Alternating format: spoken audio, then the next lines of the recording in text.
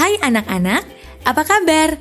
Kita masih akan membahas modul 404 untuk mempelajari pendidikan Pancasila dan kewarganegaraan. Yuk kita lanjutkan belajarnya. Bab 1.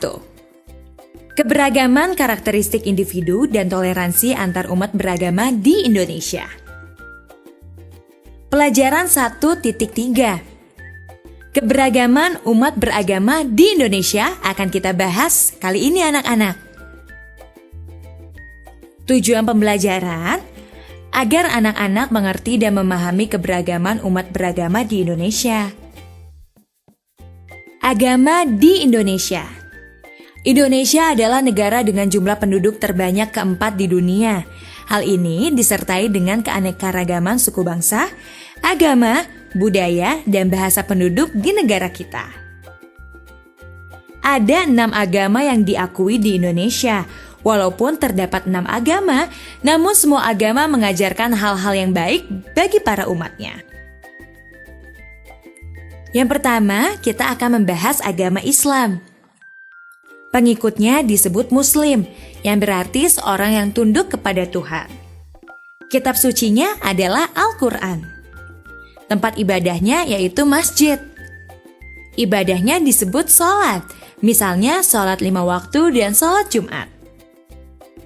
Pemimpin agamanya disebut ulama, kiai, dan ustadz. Hari raya keagamaannya yaitu Idul Fitri dan Idul Adha. Selanjutnya agama Kristen. Pengikutnya disebut umat Kristiani, yang berarti pengikut Kristus. Kitab sucinya adalah Alkitab. Tempat ibadahnya yaitu gereja. Ibadahnya disebut kebaktian. Pemimpin agamanya disebut pendeta, pria atau wanita, dan diperbolehkan untuk menikah. Hari raya keagamaannya antara lain Hari Natal dan juga Paskah. Selanjutnya agama Katolik. Pengikutnya disebut umat Kristiani atau umat Katolik. Kitab sucinya adalah Alkitab. Tempat ibadahnya yaitu gereja. Ibadahnya disebut misa. Ritualnya adalah membuat tanda salib sebelum dan setelah berdoa, serta doa rosario.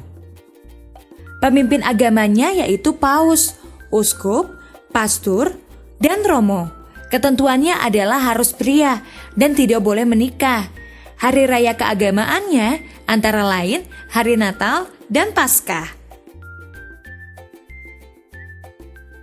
Selanjutnya agama Buddha. Pengikut agama Buddha disebut Buddhis. Kitab sucinya yaitu Tripitaka. Tempat ibadahnya dinamakan vihara. Ibadah umat Buddha adalah untuk mencapai nibbana, yaitu kebahagiaan abadi. Pemimpin agamanya yaitu biksu, pria, biksuni, wanita.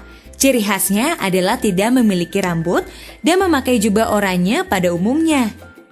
Hari raya keagamaannya adalah Waisak. Selanjutnya agama Hindu. Pengikut agama Hindu disebut umat Hindu. Kitab sucinya yaitu Weda. Tempat ibadahnya dinamakan pura. Ibadahnya berupa ritual dalam bentuk puja dan yajna. Pemimpin agamanya disebut Pedanda Pemangku. Hari raya keagamaannya adalah Nyepi, yaitu upacara pemujaan suci terhadap para dewa. Pada hari raya ini, semua kegiatan ditiadakan kecuali pelayanan rumah sakit. Berikutnya agama Konghucu. Pengikut agamanya disebut umat Konghucu. Kitab sucinya adalah Sisuwujing. Tempat ibadahnya dinamakan Klenteng. Ibadahnya menganut ajaran Konfusianisme, yaitu agama dari orang-orang yang hatinya lembut, terpelajar, dan berbudi luhur.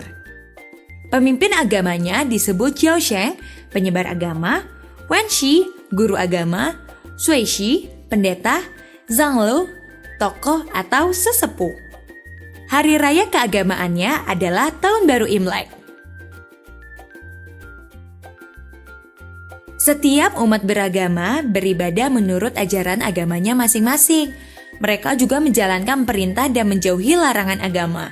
Karena masing-masing agama mengajarkan nilai-nilai kebaikan. Selalu ingat itu ya anak-anak. Tidak ada agama yang mengajarkan tentang kekerasan, kesesatan, atau kejahatan sebagai sesuatu yang harus dilakukan. Hal-hal seperti itu haruslah anak-anak jauhi ya. Sebagai umat beragama, kita wajib mematuhi setiap perintah agama yang kita anut. Mengapa?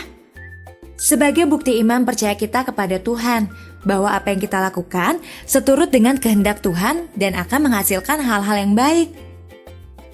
Sebagai tanda pengabdian kita terhadap Tuhan, bahwa apa yang kita lakukan adalah wujud bakti kita yang mengaku percaya kepada Tuhan yang Maha Esa. Manfaat menjalankan perintah agama yaitu kita akan terhindar dari hal-hal yang dapat merugikan diri sendiri atau orang lain. Kita juga terhindar dari dosa. Hidup kita akan lebih tenang dan kali ini kita akan membahas kebebasan beragama di Indonesia. Apakah dasar negara kita di Indonesia? Dasar negara Indonesia adalah Pancasila yang dilambangkan dengan burung Garuda Pancasila. Pada sila pertama Pancasila terdapat landasan dasar kerukunan umat beragama di Indonesia. Apakah bunyi sila pertama Pancasila? Ayo, coba sebutkan. Ketuhanan yang Maha Esa. Betul sekali anak-anak, itu merupakan sila pertama dari Pancasila dan mengandung makna kepercayaan dan keyakinan rakyat Indonesia tentang adanya Tuhan yang Maha Esa. Ketakwaan rakyat Indonesia akan ajaran-ajaran Tuhan melalui agama yang dianut.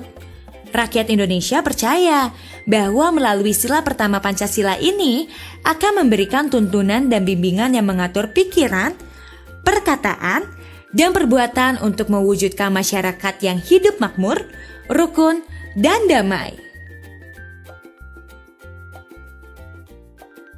Dengan berpanutan kepada sila ketuhanan yang Maha Esa, rakyat Indonesia memiliki norma dasar dari segala peraturan yang mengatur hubungan antara manusia, hubungan antar umat, dan hubungan kepada Tuhan tanpa melanggar hak asasi manusia.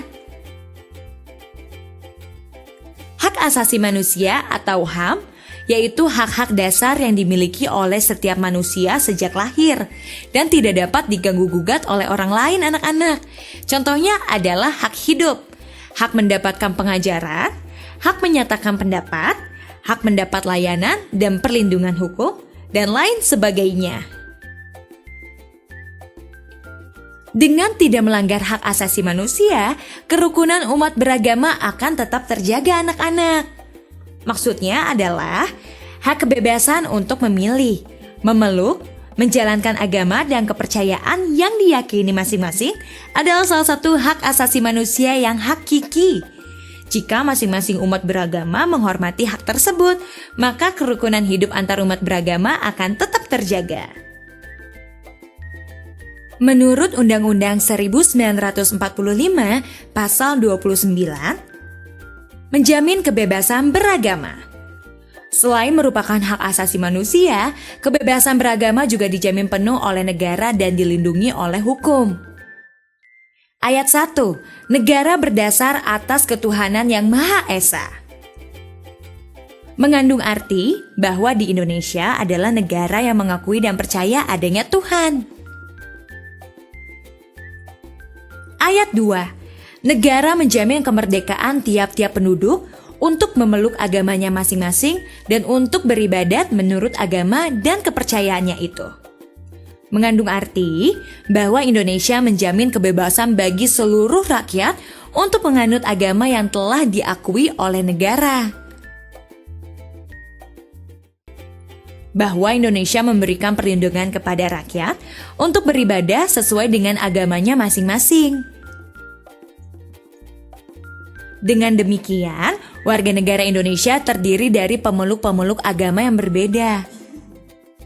Terciptanya kerukunan umat beragama hanya dapat diwujudkan jika masing-masing rakyat Indonesia mempunyai sikap toleransi. Sikap toleransi adalah sikap saling menghormati dan menghargai antar kelompok atau antar individu. Sekarang sudah paham kan anak-anak?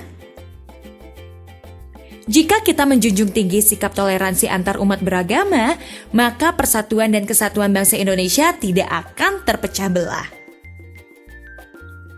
Pelajaran 1.3 selesai.